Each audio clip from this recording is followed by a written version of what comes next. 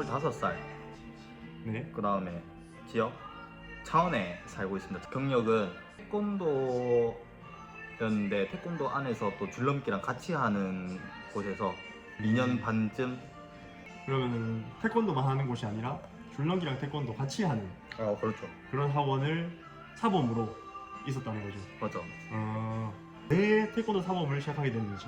일단은 저는 초등학교 2학년 때 태권도를 처음 시작했는데 그때 이후로 태권도가 좀 재밌어서 이제 초등학생 때나 중학생 때 뭐 장래희망 이런 거를 적으라 하면은 무조건 태권도 관장님 무조건 들어가 있었고, 그리고 고등학교 2, 3학년 때는 또 태권도를 안 다녀서 이제 조금 다른 길을 생각을 했다가 다른 길을 생각하는 도중 군대를 가고 군대도 전역해서 대학교를 복학을 하고, 근데 그 대학교에 태권도 전공이 있었는데 거기 또 회장을 하게 돼서 그럼 다시 태권도를 해보자 해가지고 이제 저희 대학교 교수님께서 그럼 이 체육관에서 일을 해봐라 해가지고 일을 하게 됐습니다. 초등학생 때 태권도를 했다가 그렇죠.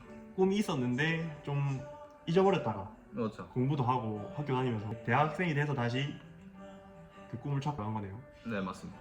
사범이 이제 어떤 일을 하는지, 그리고 하루 스케줄 같은 걸.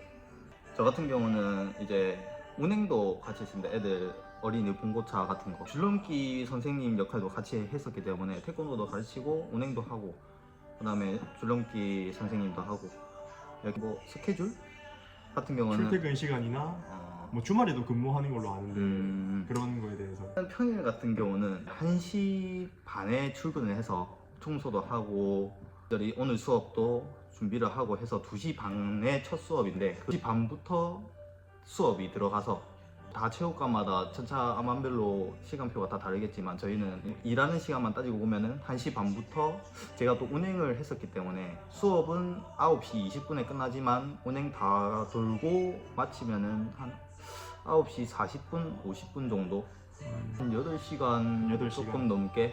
2시 반부터 한 10시 반까지.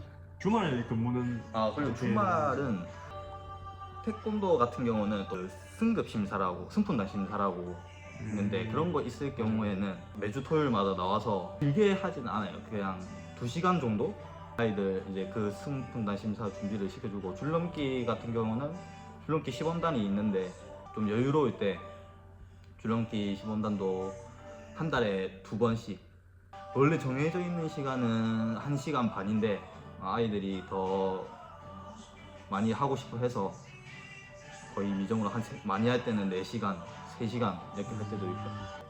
태권도 다니셨던 분은 알 수도 있겠지만 뭐 아이스링크장을 간다든지 뭐 놀이동산을 간다든지 뭐 이런 거 같은 행사, 네. 그거는 무조건 한 달에 1개씩. 근데 여름방학 때 저희 학원은 매주 목요일마다 이런 행사들을 다 넣었기 때문에 야외로 무조건 목요일은 그렇죠. 뭐 아이스링크장, 볼링장, 롤러장, 체육관마다 다 다릅니다. 체육관마다 다 다르기 때문에 저희 체육관을 기준으로 일단 말씀을 드리는 거고. 그러면은 주말에 이렇게 특근을 하게 되는 경우 추가 수당이 따로 그거는 월급은 항상 민감한- 일정한가요? 민감한 부분이긴 한데 저희 체육관으로 네. 말드리자면은 저는 따로 받지 않았어요.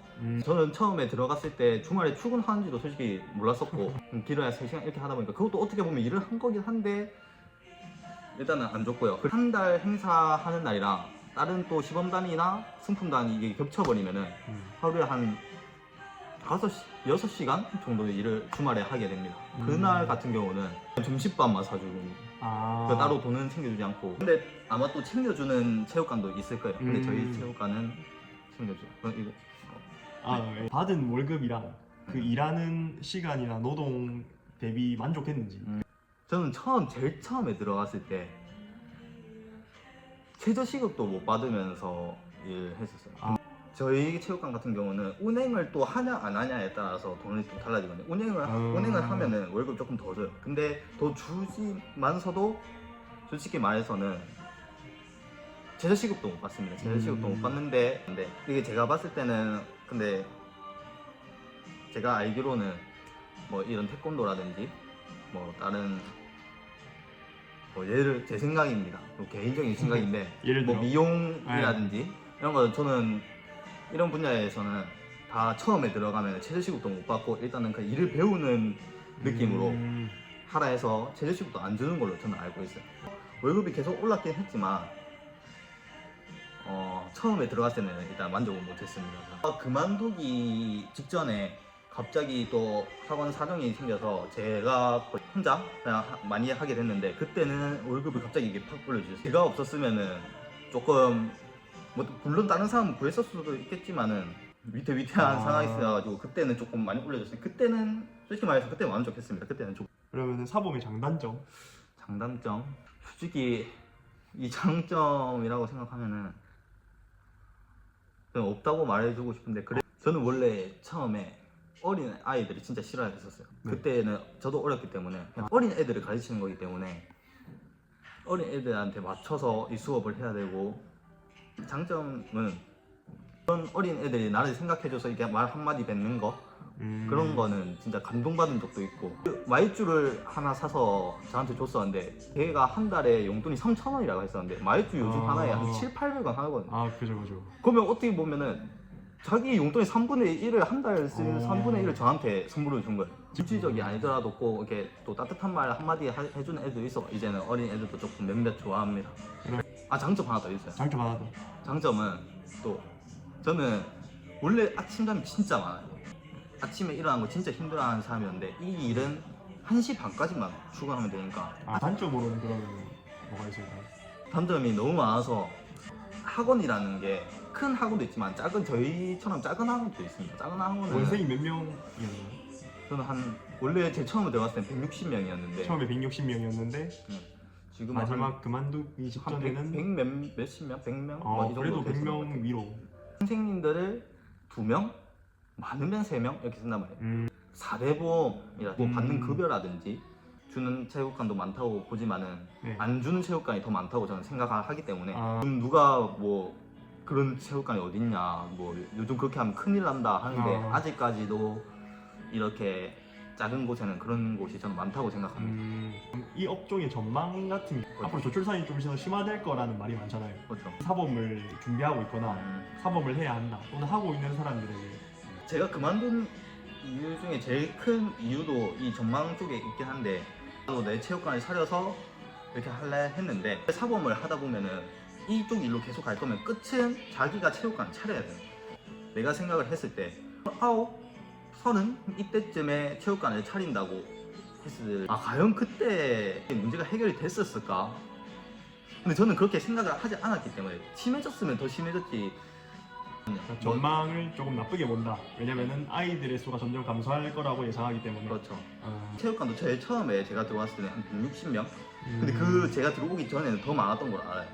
한 200 몇 명? 지금도 많은 체육관은 많습니다. 근데 학원 중심상가에 있었긴 했지만은 근처에 태권도 너무 많았어요. 한 8개에서 9개 경쟁 상대 저희 체육관 주위에 있는 체육관들 수는 계속 줄어드는데 체육관은 계속 올라가고 계속 많아지고 저희 같은 경우는 제 시대 같은 경우는 열의 9은 무조건 태권도를 다녔던 시절입니다. 네. 아니, 요즘은 조금 다른 스포츠에 아이들이 더 관심을 갖고 그다음에 태권도도 더 실력 있는 분들도 안 좋게 가게를 정리하시는 분들이 많아서 우리가 줄넘기도 같이 했었는데 저도 처음에 줄넘기? 제 시절 때만 해도 뭐 그냥 2단 뛰기 기본적인 거 기본적인 거 이런 거밖에 없었어요. 근데 저는 제일 처음에 들어가서 진짜 놀랬던 게 아이들이 뭐 공중에서 막 줄넘기 던지고 막 요즘 유튜브에 줄넘기 막 프리스타일 이런 것만 쳐도 진짜 장난이 아닙니다. 어린애들이 엄청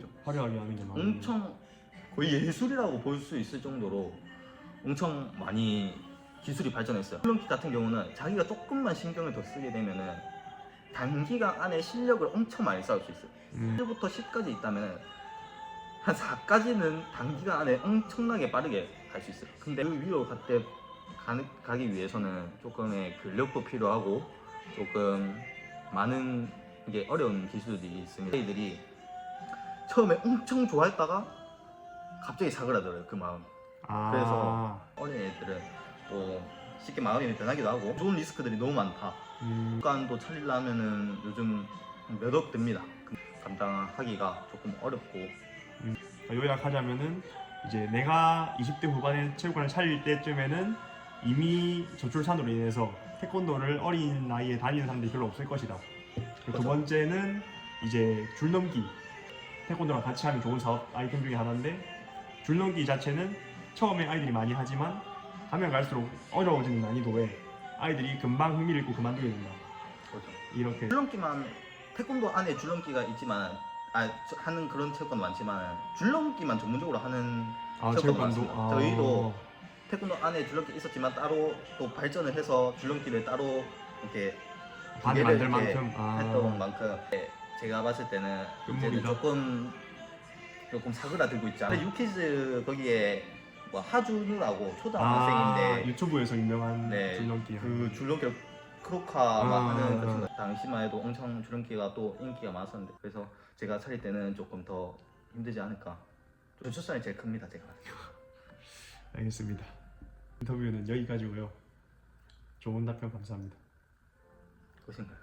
예, 끝이죠. 이제 드세요 이거. 감사합니다.